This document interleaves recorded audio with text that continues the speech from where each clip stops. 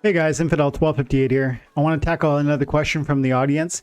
This is one from a long time commenter and friend of the channel. Yuki dropped a question. He says, what do you think about competitive play? Is it just going to go away? Bots are more competitive than humans and will eventually take up the most of the leaderboard? Question mark. Some players on the champion leaderboard are bots. It looks like a lot of players on the diamond leaderboard were bots last season. Why would normal gamers try to be competitive on the leaderboard when you know bots are better? This is just going to steer away the most needed kind of player, which is gamers, not investors. Now this game will just attract investors who are more likely to extract the most value out of the game rather than enjoying the game and spending money for entertainment within the game. So this is a great question, and I definitely want to answer it.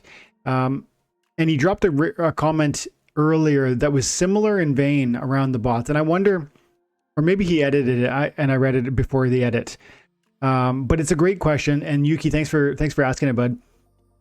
I'll send you a thank you when we're done here. But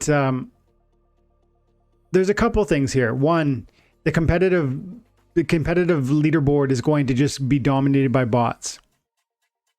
And it is currently increasingly being dominated by bots. Some part of that I agree with. I think bots are obviously a major part of this game, and I think increasingly they will be more and more so. You know, we see from Archmage bot like great degrees of success. You've heard me talk about recently how I got an Archmage bot and how I'm using it. And I mean, I've been blown away by its level of competency, let's say. Now, it's only in gold, and it's got 500,000 power. So on the one hand, you could say that's a lot of power for gold. I mean, it was gold yesterday. It's gold today. Let's go have a peek at that account. This is 1258.7, and we can see the last 20 matches, and we got triple loss in a row here. 4 losses, 5, 6, 7 losses, 8, 9, 10, 11, 12 losses out of the last 20 games. That's a pretty bad streak, but I do agree that this bot is very talented and that bots are going to get more and more competent.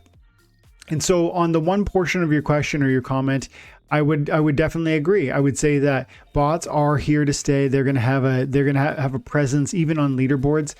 But then the question is, are bots going to, I guess, make it irrelevant for players to play? And I don't know that that's true. First of all, not everyone can afford bots. Not everyone knows how to operate bots. Not everybody has the value for bots, but everybody has time and attention that they can invest in something. And if you see value in the NFTs that are being given to you by Splinterlands or by another non-fungible token blockchain-based video game, then it makes sense to invest time and attention to earn those and extract that value.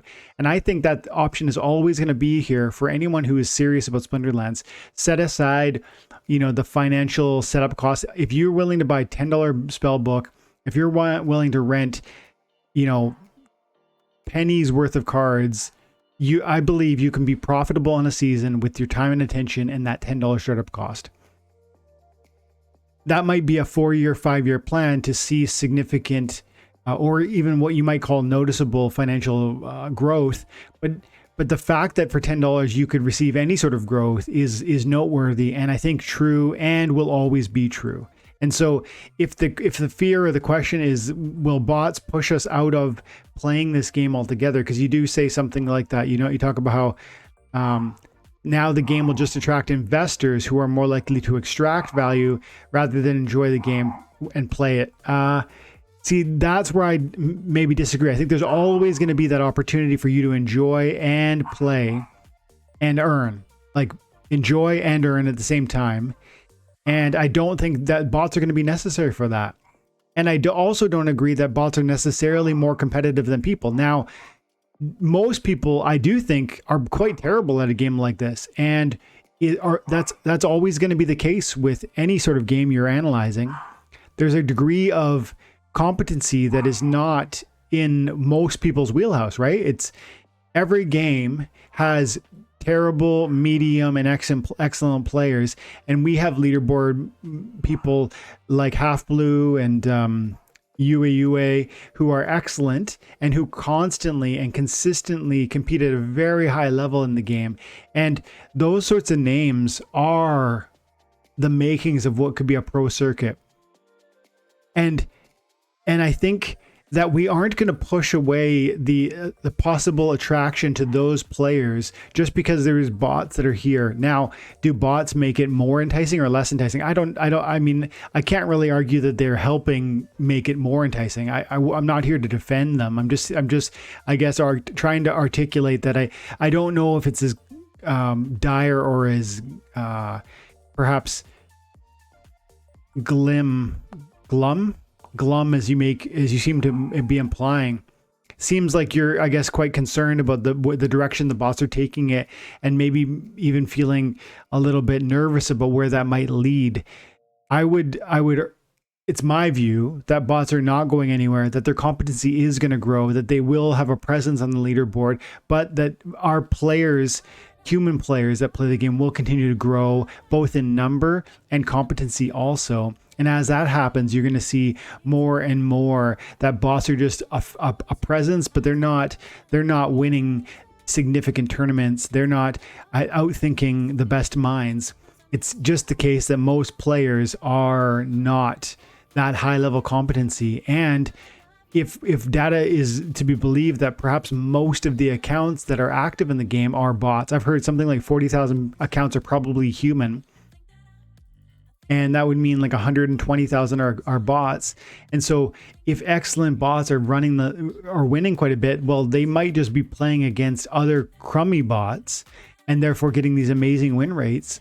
But I think when we look at like Ooey or half blue, or, you know, even some of the best people in time and attention, you look at their win rates, and you can't tell me that they are just getting lucky 70% of the time, 80% of the time. Like excellence rises to the top, and I think it always will.